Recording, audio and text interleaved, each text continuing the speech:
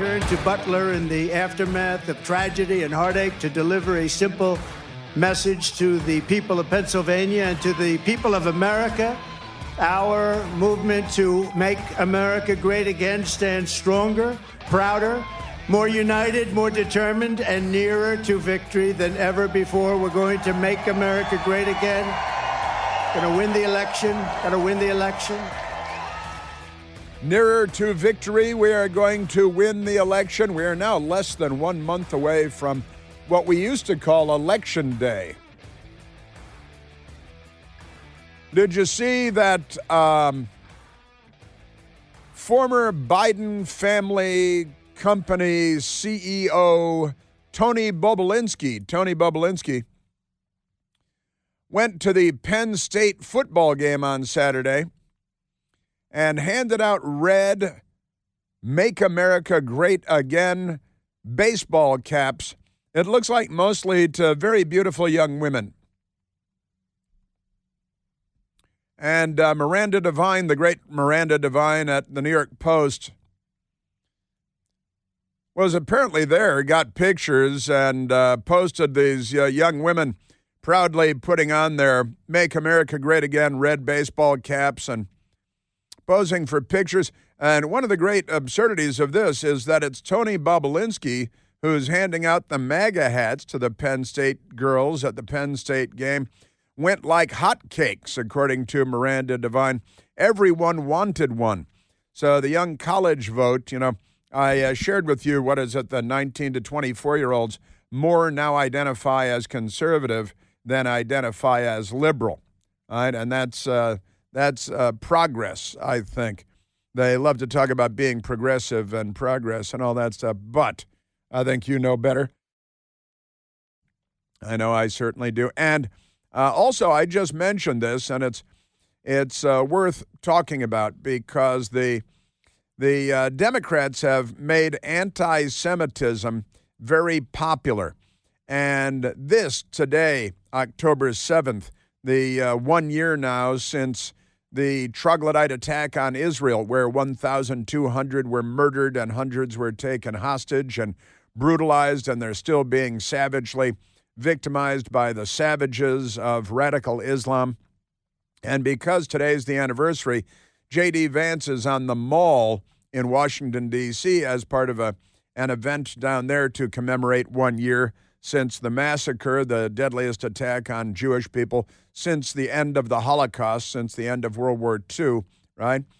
And today, The Guardian out of the United Kingdom tells us U.S. cities and campuses on high alert over October 7th anniversary events. What is this now? That's right. Rallies and vigils planned across the country to mark Hamas's attacks on Israel and ensuing war in Gaza, because the left, they're on the side of the terrorists. That means the Democrat Party. They've become anti-Israel. There's only one Jewish state. If you're anti-Israel, you're an anti-Semite. But demonstrations and memorials marking the anniversary of the October 7th attacks on Israel and ensuing war in Gaza are to take place around the U.S., with cities and campuses on high alert for any unrest as the threat of a full-scale war in the Middle East looms. Sure, because of the troglodytes, because of Iran and the Ayatollah and the Islamic Republic and all of that, they're genocidal. Dozens of rallies, marches, and other events are planned on Monday in protest against the Israeli offensive.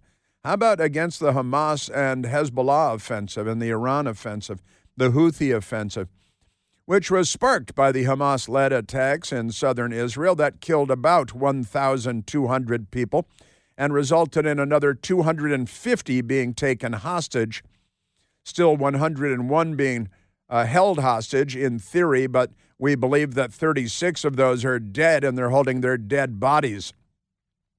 Israel's retaliatory war has killed more than 41,000 people in the besieged territory. And the Democrats are very upset about that, but they don't care about the Israelis. It's a really demented thing. I've got to say, now, with that in mind, it's important to make note of this as well. Anti-Semitic attacks in the United States soar 200% in 1 year since the attacks 1 year ago today, the massacre 1 year ago today. Anti-Semitic attacks in the United States, 100% of them by Democrats. Listen to this. Anti-Semitic attacks in U.S. soared 200%, fueled by campus hate, not a single moment of respite, is the headline at the New York Post. The number of anti-Semitic attacks in the U.S. soared 200% to more than 10,000 incidents in the past year, the most ever recorded by the Anti-Defamation League. Now, the Anti-Defamation League is now headed by Jonathan Greenblatt, who's an Obama administration official, and he's been a complete fake as the head of the ADL regarding a whole lot of matters, Democrats being Jew haters and saying that the Jews control the weather. And Jonathan Greenblatt is a Democrat first and a Jew third or fourth, and he hasn't been a vocal supporter of Israel and or the Jewish people in the United States, which is what the Anti-Defamation League is supposed to do. But soared 200% in 1 year, more than 10,000 attacks on Jews. At least 1,200 of these past year's hateful incidents occurred at universities, with a deeply troubling 500% increase between October 7th of 2023 and September 24th of 2024. Now, when compared to the 200 such occurrences in the same period last year, the ADL said. So the anti-Jewish attacks on campuses, college campuses, soared 500% in 1 year, because that's where the Democrat Party really has a stranglehold. That's where the left, people that call themselves liberals, really have a stranglehold on things, on college campuses, and incidents are up more than 500% in 1 year. Just amazing stuff. Wah, wah, wah. And that is all because of the Democrats, all of it. Now, Jonathan Greenblatt of the ADL put out a statement yesterday saying, "Today we mourn the victims of the October 7th Hamas attack in Israel, marking 1 year since the worst massacre of Jews since the Holocaust." And the Democrat Party supports the Holocausters. Young people on college campuses support the savages, Hamas, Hezbollah, Iran, the Houthis. From that day on, Jewish Americans haven't gotten a single moment of respite, Jonathan Greenblatt said. Instead, we've faced a shocking number of anti-Semitic threats and experienced more calls for violence against Israelis and Jews everywhere in the United States. And it's all because the Democrat, I was texting about this with a friend of mine yesterday who is Jewish, and going back and forth. And I like to say, every Nacht is crystal Nacht, because the Democrats really are just amazing, and they're violent, and their mob violence is everywhere, and it's just extraordinary. But my friend, who is Jewish, said that, this is like, every day is like Charlottesville. Where apparently like 8 guys with tiki torches from Home Depot marched around and said the Jews will not replace us. And nobody said, hey, that looks like a good idea. But absolutely nobody. But honestly, the reality is that every day in the United States is a hate fest coming from the Democrats. And it's a truly amazing thing. It's Charlottesville. Now, Heather Heyer, a young woman, was killed at Charlottesville, one woman, when a crazy person crashed his car into a crowd of people. And that was a terrible thing. The reality is there were mobs of left-wingers there with ski masks on with clubs attacking people. And they're defending tearing down things, and then, and they were violently attacking everybody. And the Democrats are tearing down our history all over the place, and not everybody likes that. And, there are good people on both sides. We had a good people on both sides moment from a Democrat yesterday, too. But let me get back to this, because honestly, every day is Charlottesville in the United States, and it's happening on. And remember, Joe Biden said the only reason he ran for president because of what he saw in Charlottesville, right? But the reality is that every day in the United States, and again, going back and forth with a friend of mine who is Jewish, and saying, the reality is that if the Democrats really cared about racial discrimination, about genocidal lunatics, and they don't, every day is a Charlottesville riot in this country. It's just happening on college campuses and in New York and in Washington, D.C., and a lunatic sets himself on fire wearing a Palestinian headdress over his shoulders. It's a bunch of these costume play white nationalists show up in Charlottesville, and it becomes the biggest thing that ever happened. And these guys have their own version of Charlottesville on college campuses every day. They're anti-Semitic lunacy. Maybe they just need tiki torches or something before the news media pays attention to them. But these people are effectively neo-Nazis. There are neo-Nazi Arabs in the United States. There are neo-Nazi Democrats, self-described Democrats. These neo-Nazi Arab simps, the sympathizers who destroying property, attacking people, threatening, don't wear a yarmulke, don't wear a Star of David because you'll be in danger. That's normal in the United States because of Democrats, the Democrat Party. They're on the left. So, the left, including the news media, of course, they won't put this into the proper context. But if you're a Jew, every day is Charlottesville. And that is a fact, Jack. And my friend and I were going back and forth on this. And then I guess that was on Saturday. And then we got news that the self-immolation guy in front of the White House waving his fiery arm around and yelling about, misinformation and disinformation, which is a Democrat Party talking point. Guy came in from Arizona for an anti-Israel march, and he set his arm on fire. We spread the misinformation! Misinformation. Sounds painful, doesn't it? My tip for you is don't set yourself on fire, and you won't have to scream like that. Turns out his pronouns are and those are his pronouns. But his friend does say that he uses they, them pronouns, the flaming guy. He uses they, them pronouns, and he identifies as LGBTQ. He's LGBTQ, and he uses they, them pronouns because the Democrat Party is making everything better. Making everything better. You're on fire, stupid! The Democrats, how many self-immolations? I was starting to tabulate, and Democrats have self-immolated. They, let's see, at the Supreme Court in Washington, D.C., dead. At the Israeli Embassy in Washington, D.C., dead. At the Israeli Consulate in Boston, dead. At the Donald Trump trial in New York, dead. At the Israeli Consulate in Atlanta, we don't know because the news media didn't report on it. Democrats are self-immolating like never before.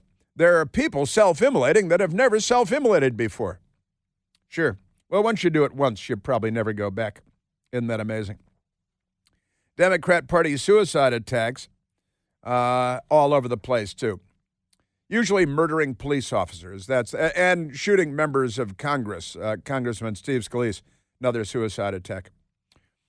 You know, an unforgettable meal brings people together. Am I right about that? Yes, I am. And nothing makes a meal unforgettable like the unrivaled quality and the taste of Omaha steaks. Am I right?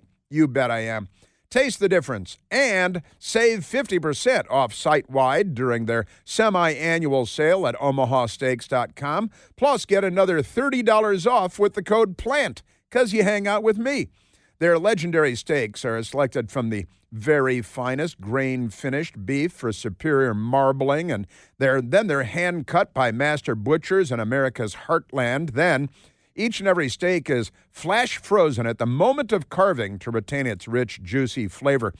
And right now, you save 50% off site-wide Omaha Steaks on mouth-watering steaks and more at the semi-annual Omaha Steak Sale. Listen, and all you have to do is go to omahasteaks.com, and plus, because you hang out with me, you get another $30 off with the code PLANT. That's 50% off site-wide, plus another $30 off at OMAHA. That's omahasteaks.com with the code PLANT. Minimum purchase may apply. Visit omahasteaks.com for details. Yes, sir. Yeah. They're getting crazier and crazier. 10,000 attacks on Jews' college campuses, up 500% in 1 year since the attack, since the massacre in Israel. What is the Democrat Party doing to these people? Bum, bum, bum, bum, bum, bum, bum. Let's grab a phone call. Let's go to the telephones, Michael. Let's go to Phil, calling from Fredericksburg, Virginia. Felipe, you're on the Chris Plant Show. Hey, Mr. Plant, look, I heard this guy who was protesting poured gasoline on his arm, and he lit his arm on fire. And what I have to say about that is, where is the dedication? I mean, Joe Biden's dedicated to destroying America. Kamala Harris is dedicated to destroying America. Tim Walz is dedicated to destroying America. Where is the dedication? They don't have to put the gas on just their arm. They're supposed to put the gas all over. I mean, that was just a pitiful display of dedication to the cause. I couldn't agree more. I think you're 100% correct. Now, Samuel Mena Jr., who set his arm on fire, and it's his left arm. It's not even his right arm. Nobody ever says, I'd give my left arm for the... You're supposed to say, I'd give my right arm for the Palestinian, the children of Palestine, because they care very deeply about two things: the children of Palestine and funding Planned Parenthood. Mr. Plant, what was his pronouns again? His pronouns are they and them. I remember you said to Larry this morning they were, Yeah, well, that's true. Well, he used they and them. That's true. Yeah, so now his pronouns are and wah, wah. He's got new pronouns as of yesterday.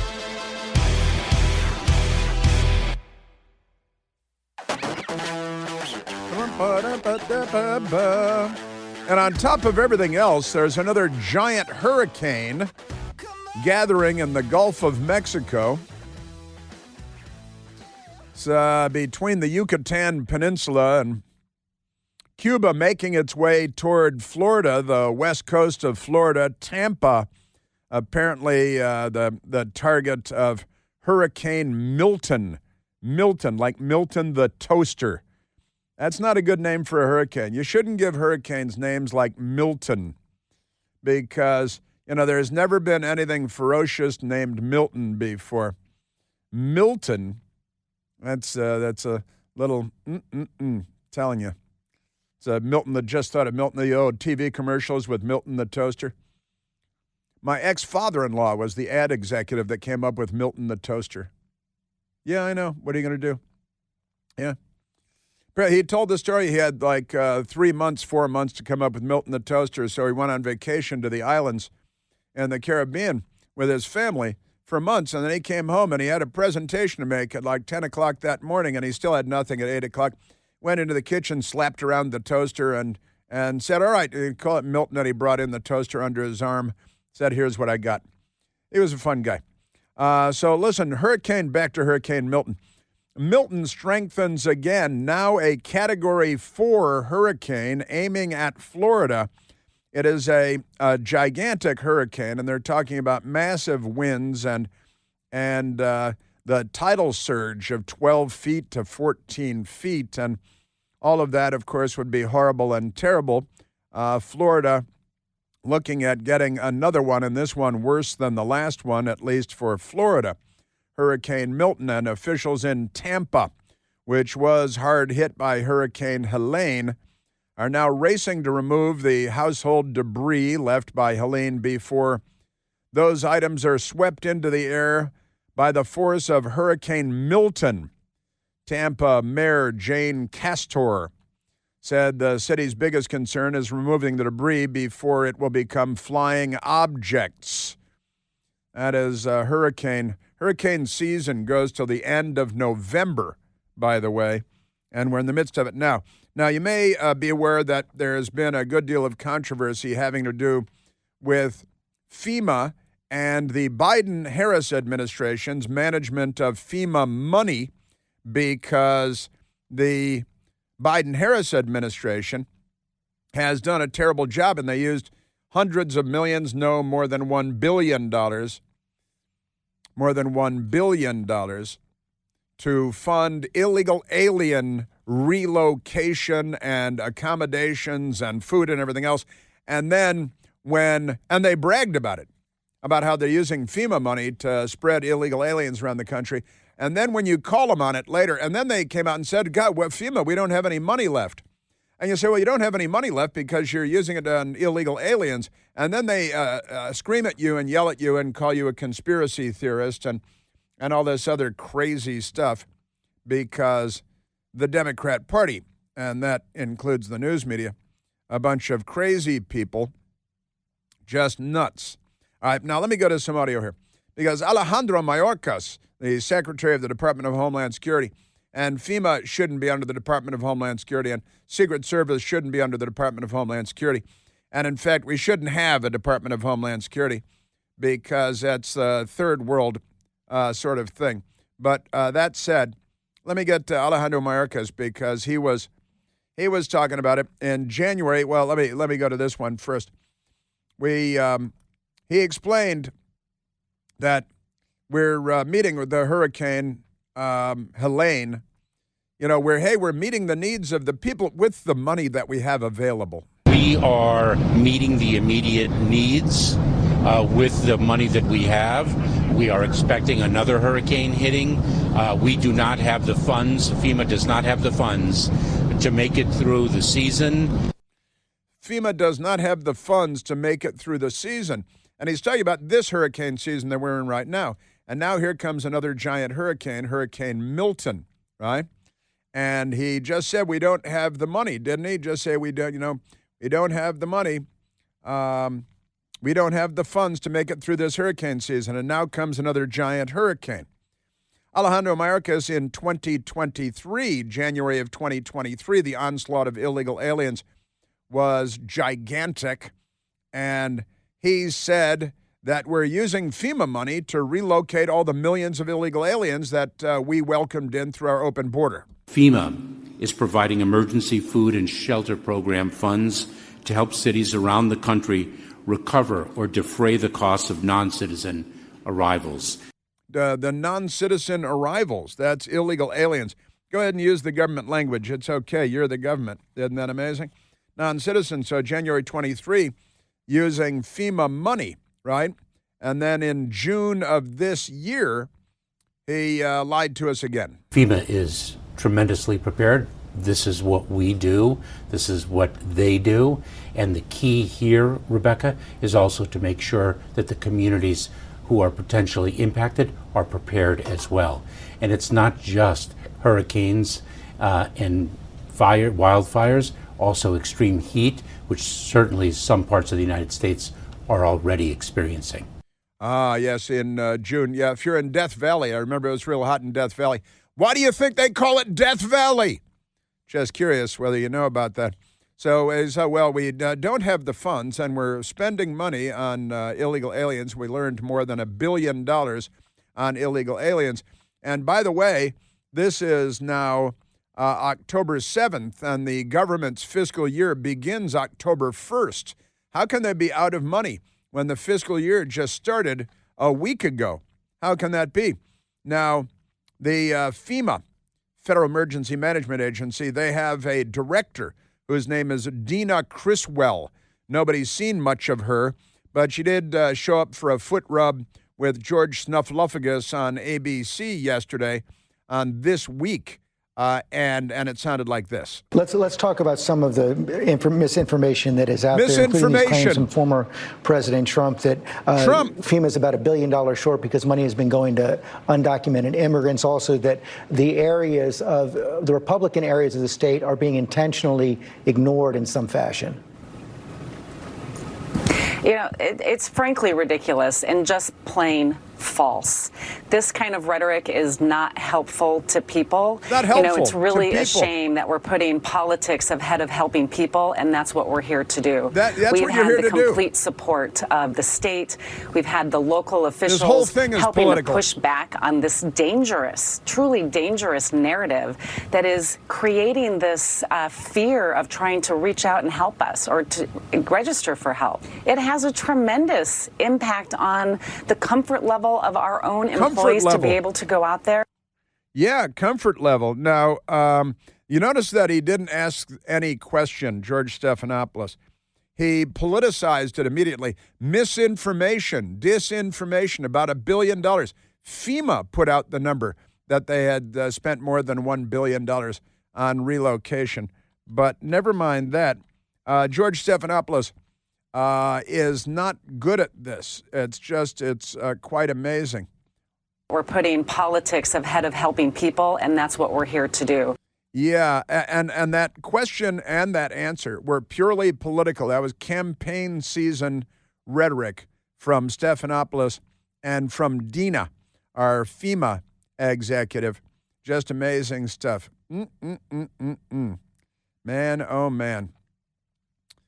Now, the House of Representatives last week put out a statement. Chairman Green on Secretary Mayorkas' claims about FEMA funds says Biden-Harris administration priorities are completely backward.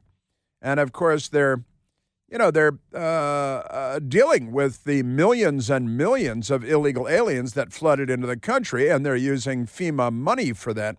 But now we have this giant new hurricane bearing down on us, and our news media is just so corrupt that it's amazing. Now, Senator Tom Cotton went on NBC's Meet the Press yesterday, Sunday morning, with a Democrat by the name of Kirsten Welker. And once again, note that George Stephanopoulos opened with the word misinformation. Hillary Clinton is talking about how the Republicans are spreading misinformation on everything. And honestly, this is the Soviet playbook up the yin-yang, that whatever they accuse you of is what they're doing themselves in real time. Senator Tom Cotton was on, a great American, combat veteran, Harvard Law, but he still came out okay. My broader question to you, I think, is about this misinformation. Do you think this is a time to put falsehoods aside, like the idea that FEMA funds are being redirected to migrants, which is just not true? It is true that FEMA and the Department of Homeland Security have been spending billions of dollars on migrants. Now, I understand some people say they're separate funds, but we just passed a short-term spending bill. It's very common for the administration to come and ask for permission to move money between funds, especially to prepare for emergencies. And second, I would note that this administration seems to have no problem finding money when they want to spend it on their priorities. When they need hundreds of billions of dollars to pay off student loans for graduate students in gender studies programs, they somehow find it. When it's trying to get helicopters to deliver food and water and cellular service and life-saving medicine into these mountain valleys, they somehow can't seem to find the money. Now, Tom Cotton doesn't sit still for this stuff, and he is no slouch. Kirsten Welker is not up to the job. Just amazing stuff. They and the news media, they're in an all-out war. Newsweek magazine has a piece attacking President Trump. We did not spend money on illegal aliens. I just played the audio for you of the Secretary of the Department of Homeland Security saying that they're doing exactly that. Just amazing stuff. But never mind that. The bottomless well of cash that we have at our fingertips. Just amazing. Now, then there's this other crazy thing that popped. The This video emerged. Honestly, I didn't see it until this morning, but I think it made it to the internet yesterday. And it is a FEMA Zoom call. And in the Zoom call, there are how many? 6 windows, I believe, with 6 people in presumably different locations, or at least some of them in different locations. And they're having a Zoom call about all the important things that they're dealing with at FEMA. And it was quite remarkable because what they talked about, and here is the FEMA.gov page, helping LGBTQ plus survivors after disasters, response and recovery considerations. That's a page at the FEMA website, helping the LGBT community and preparedness. And so they're having a Zoom call about how LGBTQ people are affected by hurricanes and things like that. And they go to Tyler Atkins, who's a disaster relief specialist for LGBTQ community. And his pronouns are on the bottom of the on the screen on the Zoom call. His pronouns are there, and his pronouns are not he, him. His pronouns are things other than he, him. It's he, they. I've got it in front of me here now. His pronouns are down there. And then they go to a woman who appears to be a woman, but her pronouns are not her and all that stuff. But here is the FEMA Zoom call with 6 people in their boxes, and this is Tyler Atkins. Thinking about preparedness and how you said, LGBTQIA people and people who have been disadvantaged already are struggling. They already have their own things to deal with. So you add a disaster on top of that, it's just compounding on itself.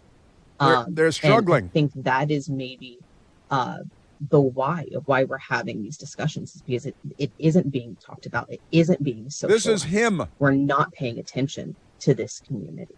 He's got a beard, right? He's got and I don't mean like, a guy that hangs out with him or a woman that hangs out with him. I mean, he's got facial hair, full facial hair. And he's got the FEMA backdrop behind him, the blue wall with the FEMA acronym and the logo.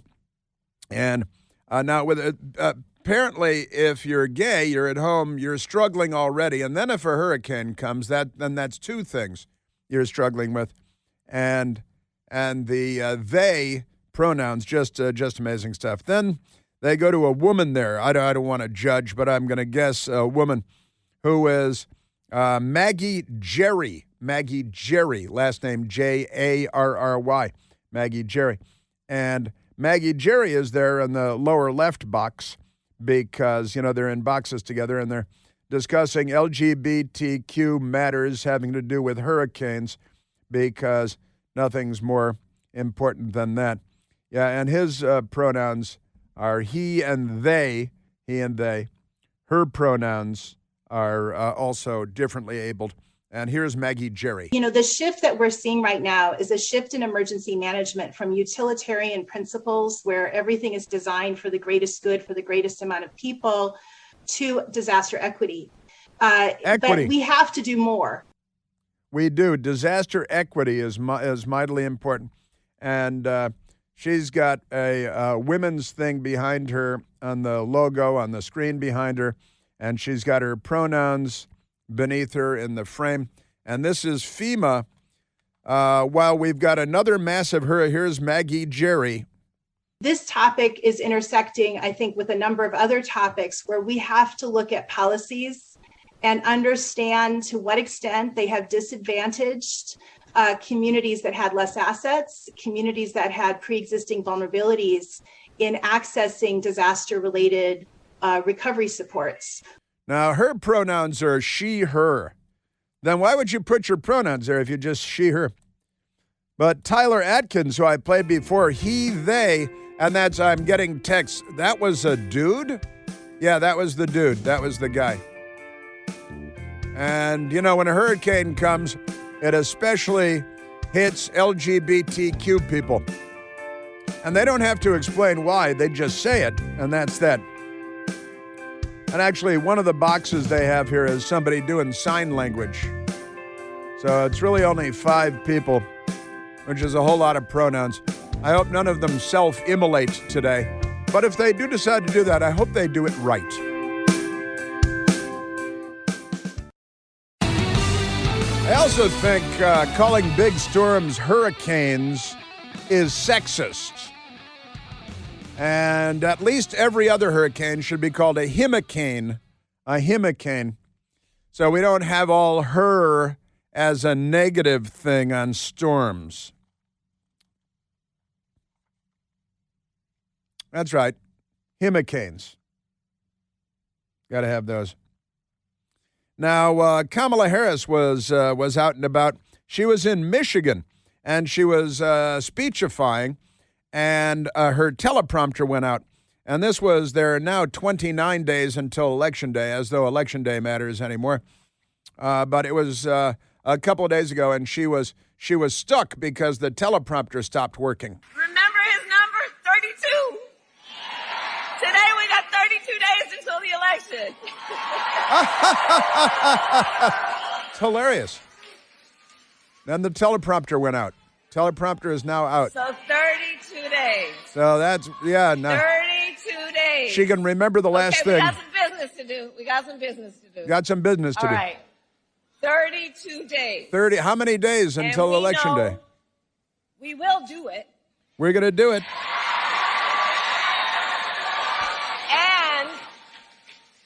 And this is going to be a very tight race until the very end.